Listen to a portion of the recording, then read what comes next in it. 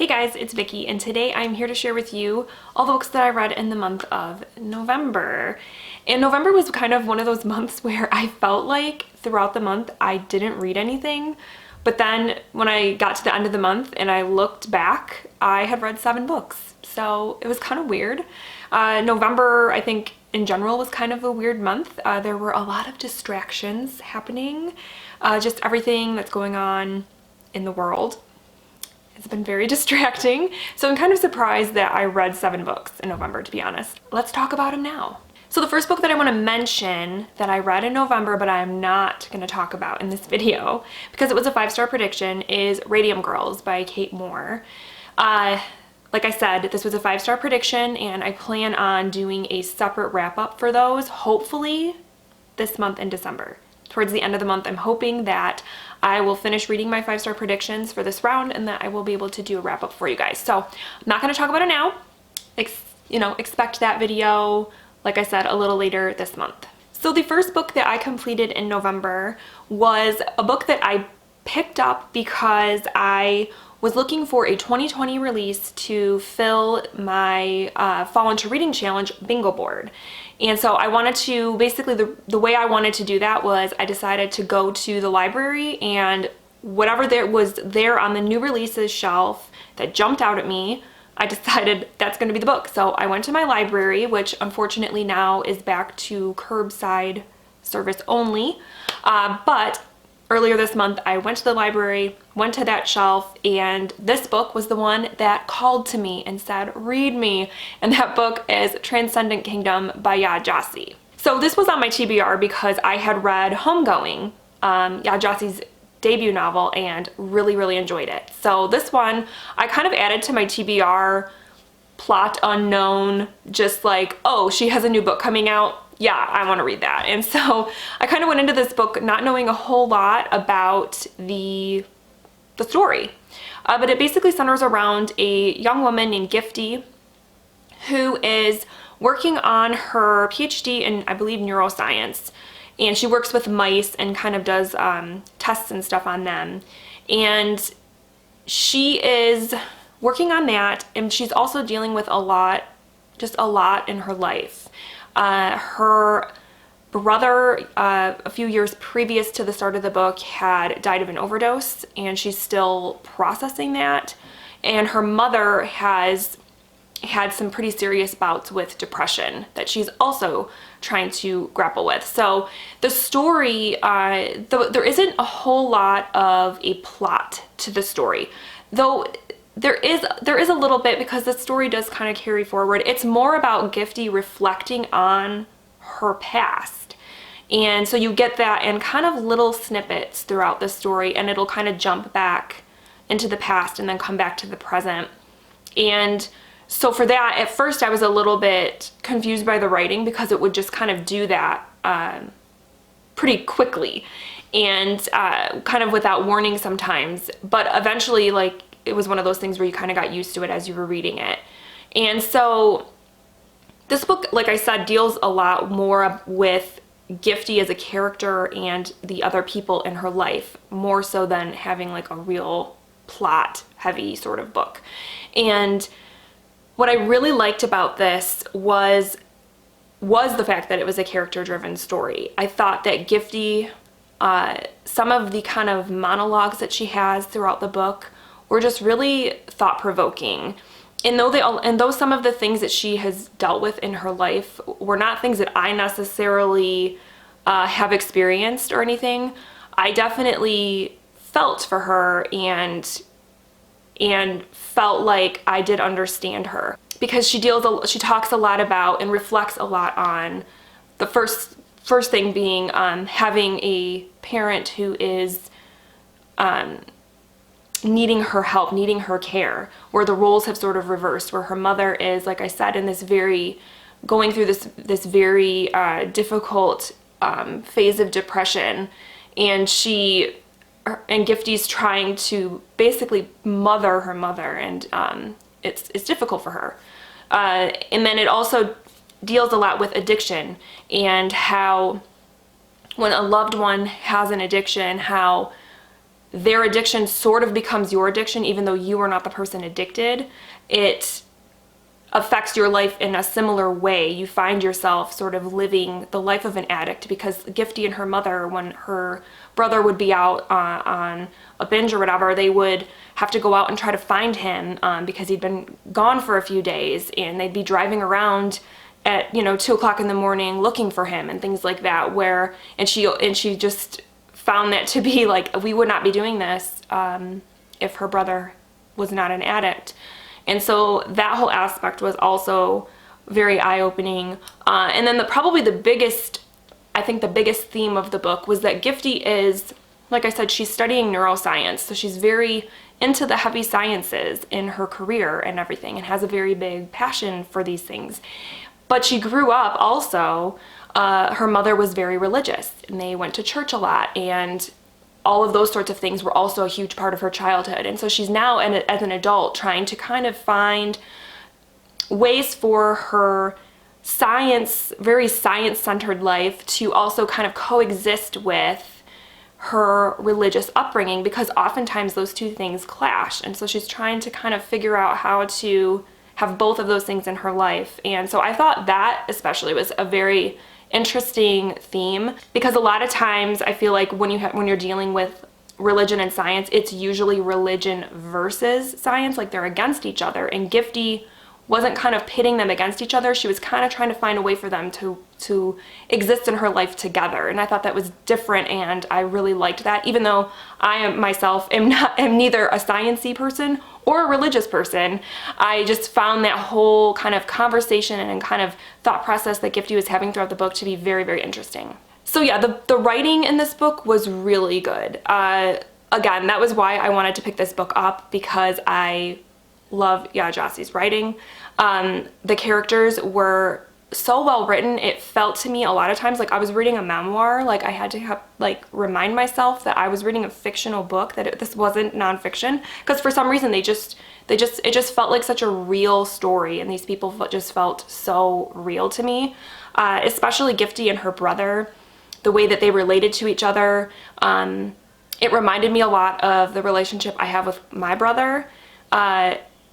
Because they kind of had this sort of relationship where they weren't overly affectionate, they were not huggers, and she had this, being the younger sister, she had this very, sort of, she looked up to her brother, and there were a lot of things about him that she aspired to be and things like that, and I kind of felt that way too about my brother growing up, even though, again, to this day, we're not huggers, we don't hug each other or anything like that, but we are closer now. But growing up, there was just sort of this weird kind of distance, but also I idolized him. So I really identified with that whole relationship in the book too. So yeah, overall, this was a very good book. I would say though, it's not plot driven. So if you don't like character heavy stories, you're probably not gonna like this. And I also would say don't shy away from it because of some of the thematic elements. I would say, yeah, give it a shot regardless.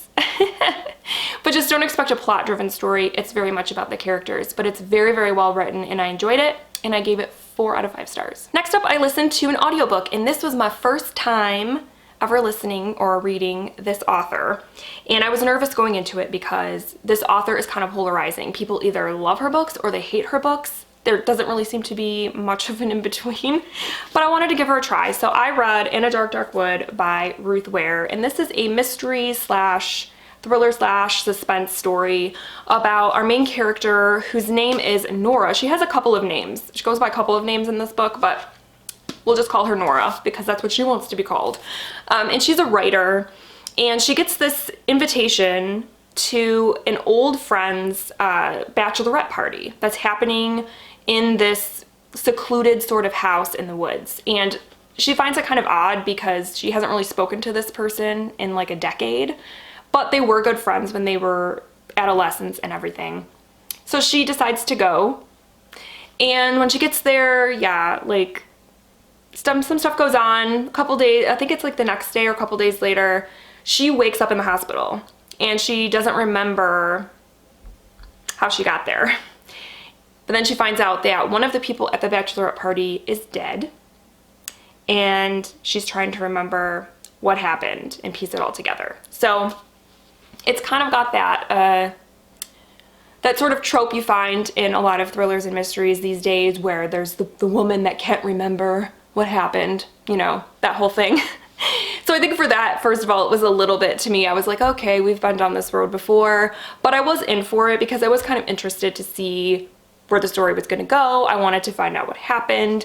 It was a little bit predictable because I would say I was probably halfway through it and I figured out what happened. So yeah, there was that, but I still think that it was a fun ride. I didn't hate it. I know, like I said, some people hate Ruth Ware's books. I didn't hate this. I think that it was fine. It was entertaining. It was a nice book to listen to as I went on like my afternoon walks and stuff like that. And I'll probably give her another try. But like I said, this didn't wow me, but I didn't hate it. So it was a 3-star read. Next up, I read a historical fiction novel, which I feel like I haven't read one in a while. And this one I wanted to read because I felt like it was super timely because it deals with the pandemic. And that book is As Bright as Heaven by Susan Meisner. This book deals with the 1918 flu pandemic that hit the world. Specifically though, this book deals with what happened in Philadelphia, because Philadelphia in particular was hit pretty hard during that pandemic. And the story centers around a family that moves to Philadelphia a few months before the pandemic hits, and they own a funeral home.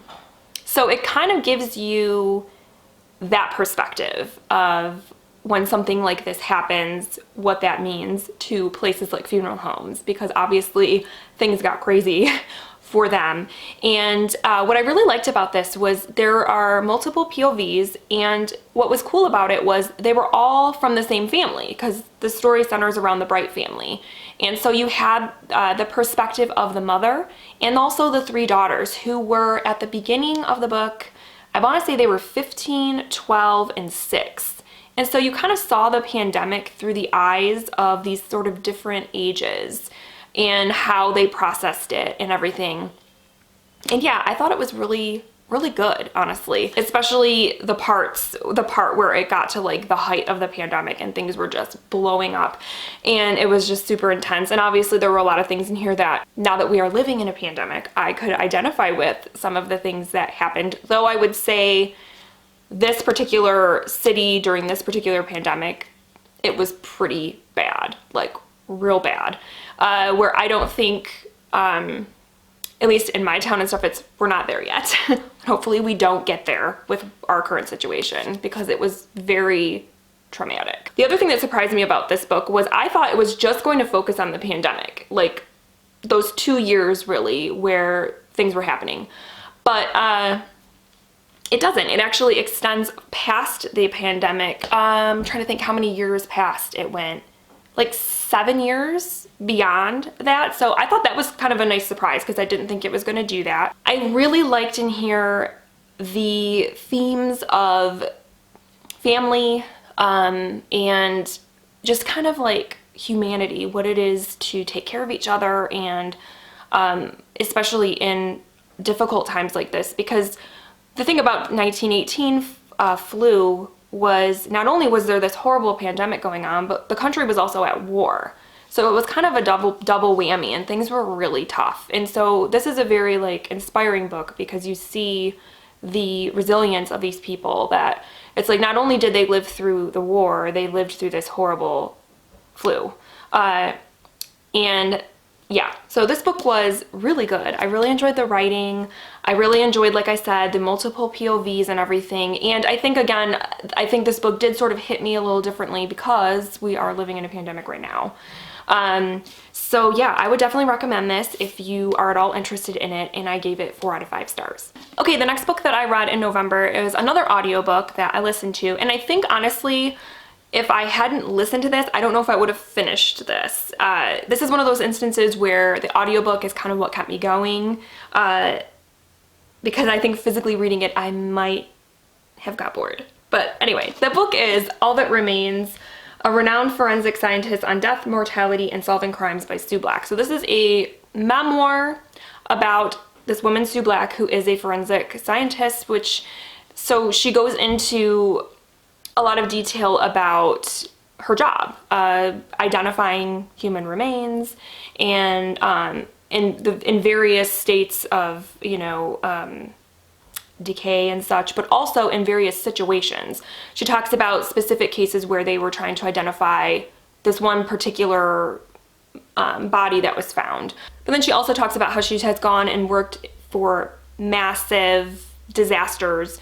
For example, the 2004 tsunami, she went and was helping to identify the thousands and thousands of people that died during that natural disaster, and trying to identify these people so that they can, be released to their families and have a proper burial and all that sort of thing. And so her work kind of spans all of that. And then in between, she also talks about her own little experiences with death, losing her parents and things like that, and her kind of thoughts on donating, your body to science and things like that, and just kind of her work that she has done is kind of sprinkled throughout a lot of the factual, information about what it means to identify human remains, how you do it, the science behind decomposition, and all of those sorts of things. So for that reason, I think that if I wasn't listening to this, I sort of, through some of it, I might have gotten a little bored. But because I was listening to it, it was easier to kind of stay engaged. There was a lot of information in here. I learned a lot about what it is to identify a body and things like that. And the amount of work that goes into that sort of thing. Not only the physical, scientific stuff, but the emotional stuff. I really think that this book shows that it's it's a job that certain type of people can do, and it's a very respectable job. It's a very important job. It's a tough job. So yeah, this was good. If it interests you at all, I would say check it out. Maybe try to check out the audiobook though, because like I said, there were parts that were a little dry. I got a little, but in the end, it was very good. I enjoyed it, and I gave it 4 out of 5 stars. All right, so then my next read, I loved. I'm just gonna preface and just say I loved this. It was a 5-star, and I immediately bought volume 2 because I loved it so much, and that is Saga volume 1. I feel like everyone has read Saga but me, and everyone loves Saga. And yeah, I do too. This is about a couple, so these two here, that are kind of like star-crossed lovers. They're kind of like a Romeo and Juliet type of thing. One, they're from different planets, different species. They fall in love, they run away, get married, they have a baby. And so there's all these governments and things like that, all these different agencies kind of after them, because obviously they don't want them to be together, and they're very interested in their baby. So it was just so cool. Some of the species that you see in this were super awesome. The story itself, I loved these two as a couple. I felt like they were just so real. The way they kind of banter back and forth, the way that you can just tell how much they love each other. It was funny. It was also violent. Yeah, there's like I said, all these different creatures, there's ghosts, there's all kinds of stuff, and it was just so fun to read. I just loved it. I love the artwork.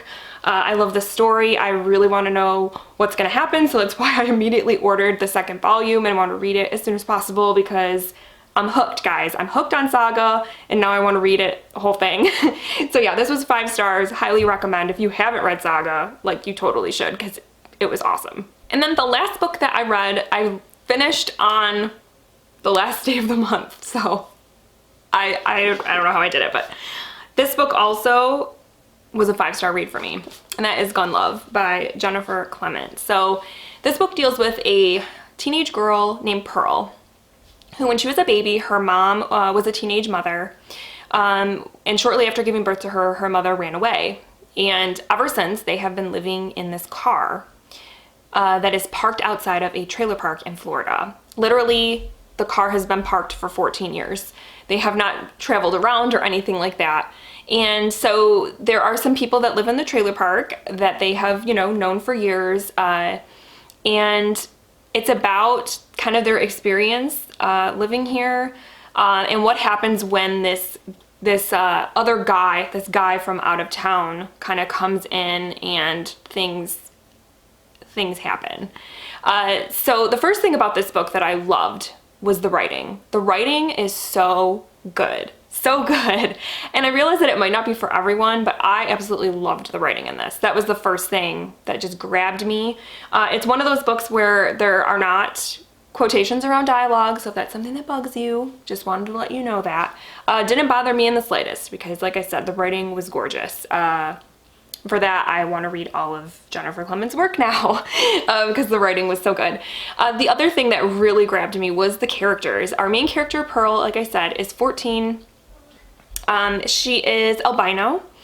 Her mother came from a very privileged family. She had a lot of wealth and everything, but her mom is a kind of a weird character, just sort of I don't even know how to describe her, but interesting. And then the other characters that live in the trailer park were also super interesting. You had people like Noelle, who was obsessed with Barbies. You have Pastor Rex, who is a pastor who specializes in drive-through prayers. You have Corazon, who never leaves the house, completely done up in makeup and hair done and everything, and is obsessed with Selena.